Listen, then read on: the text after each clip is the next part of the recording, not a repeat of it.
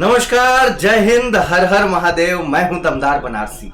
ये जो भाषा विवाद चल रहा है मित्रों, साउथ इंडिया के कुछ हिस्से जैसे केरल में, तमिलनाडु में, कर्नाटका में आए दिन उत्तर भारतीयों पर या फिर हिंदी भाषियों पर अत्याचार, वहां के लोकल दुकानदारों को पीट देना, बैंकों में हिंदी बोलने पर ग्राहकों का काम न करना, डिलीवरी बॉय से ऑर्डर लेने से इनकार कर देना क्योंकि वो हिंदी बोलता है, उसे कन्नड़ नहीं आती, तमिल नहीं आती, तेलुगु नहीं आती।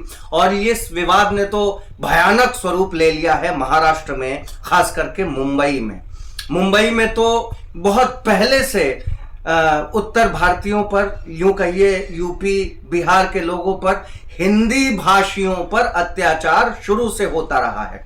पहले मराठी, सिर्फ मराठी के नाम पर बाला साहब ठाकरे ने खूब अत्याचार किया। हाँ, अत्याचार किया, मैं कह रहा हूं अत्याचार किया, क्योंकि मराठियों के कारण महाराष्ट्र में सिर्फ एक भाषा को स्थापित करने के कारण, जिसे राजभाषा का दर्जा मिला है, ईश्वर ने चाहा तो जल्दी ही राष्ट्रभाषा भी हमारी हिंदी हो जाएगी, उस भाषा के प्रति इतना द्वेष फैला करके उत्तर भारतीयों पर अत्याचार करना, ये कहीं का इंसाफ नहीं है। हमारा भारतवर्ष इसीलिए जाना जाता है, विविधता में एकता है, बहुत सारे भाषा भाषी लोग यहां रहते हैं। ये तो हमारे देश की खूबसूरती है, सुंदरता है।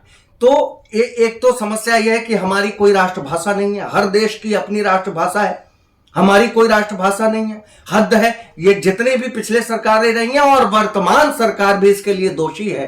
मोदी जी के लगभग 10-12 साल हो गए हैं। अब उन्हें पूरा ध्यान केंद्रित करना चाहिए कि हमारे देश की अपनी एक राष्ट्रभाषा हो जाए। भाई, भाषा के आधार पर दुनिया में पहला देश जो अलग हो गया वो बांग्लादेश था, आपको पता होना चाहिए।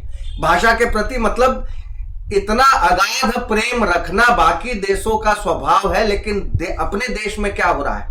हमारे देश में तो कन्नड़ भी है, तेलुगु भी है, तमिल भी है, गुजराती भी है, मराठी भी है, उड़िया भी है, उर्दू भी है। उर्दू भारत की ही भाषा है, उर्दू बाहर से नहीं आई है। फारसी और अरबी बाहर से आई, लेकिन उर्दू का इजाद नहीं हुआ, तो उर्दू भी हमारी भाषा है। अब सोचिए, भाषाएं इतनी हैं, बोलियां कितनी होंगी हैं, मतलब ये अपना देश कितना अनूठा है। लेकिन हमारी सबसे बड़ी एक तरह से नाकामी कह लीजिए या हमारा दुर्भाग्य कह लीजिए कि हमारे देश की कोई एक राष्ट्रभाषा आज तक निश्चित नहीं हुई, जिसके कारण हिंदी बोलने वालों को वहां तकलीफ हो रही है।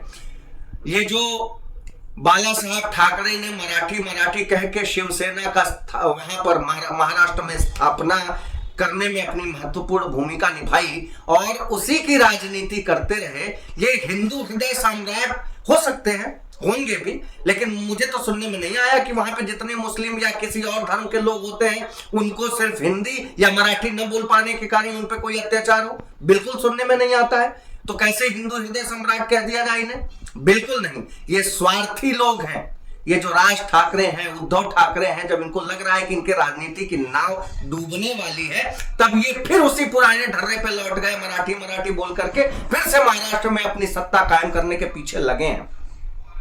इन्हें हिंदू मुसलमान से कोई मतलब नहीं है, इन्हें तो बस अपनी राजनीति की रोटी सेकनी है और किसी तरह से मराठी बोल करके मराठियों का विश्वास दोबारा जीतने के चक्कर में है, ताकि फिर से ये सत्ता में आ सके। बस इतनी सी बात है। लेकिन उनको ध्यान में इस बात को रखना चाहिए कि उत्तर भारतीय, अब पूर्वांचल के लोग, ये बिहार के लोग, झारखंड के लोग, उत्तर प्रदेश के लोग मुंबई में हैं। ऐसा नहीं है कि वहां के लोग, महाराष्ट्र के लोग यहां नहीं आते हैं बनारस में, ऐसा नहीं है। आप वहां हमारे लोगों को मारे, हमारे भाषा बोलने वाले लोगों को मारे, आपकी मर्जी, लेकिन बनारस में मैं आपको बता दूं, सबसे ज्यादा काशी विश्वनाथ का दर्शन करने आपके क्षेत्र के लोग आते हैं, आपके भाषा भाषी आते हैं। वहां दक्षिण भारत से बहुत संख्या में लोग आते हैं। हम उन्हें गुलाब का फूल भेंट करेंगे, आप मारिए, हम उन्हें गुलाब का फूल भेंट करेंगे वहां के लोगों को, और पूछेंगे कि भाई हिंदी बोलने वालों पर आपकी तरफ अत्याचार होता है, आप आवाज नहीं उठाते? हम उन्हें फूल देकर के पूछेंगे। कम से कम ये वीडियो आपके पास जाएगा तो शर्म आनी चाहिए आपको, और आप माफी मांगेंगे, और जरूर मांगेंगे माफी। आपको माफी मांगनी पड़ेगी। अभी उद्धव ठाकरे एक प्रेस कॉन्फ्रेंस में बड़ा ताव से कह रहे थे कि मैं हिंदी में बोल रहा हूं ना, मैं किस भाषा में बोल रहा हूं। तो आप, वो भी दिन बहुत नजदीक है जब आप क्षमा मांगेंगे उत्तर भारतीयों से कि भाई हिंदी को राष्ट्रभाषा बनाने की वकालत भी आप करेंगे, और करना पड़ेगा। हमारे देश में इतने सारी भाषाएं हैं, लेकिन इन भाषाओं में भी सबसे ज्यादा संख्या अगर किसी भाषा को बोलने वाले लोगों की है तो वो हिंदी बोलने वाले लोगों की है। सिर्फ देश में ही नहीं, देश के बाहर भी जितने अन्य स्थान हैं जहां पर भारत के लोग रहते हैं, वो हिंदी बोलते हैं, हिंदी जानते हैं, हिंदी समझते हैं। हिंदी हमारा गर्व है, और हिंदी बोलने वालों पर अत्याचार करने वाले शर्म करें, माफी भी मांगेंगे वो, और इसको राष्ट्रभाषा बनाने की वकालत भी करेंगे।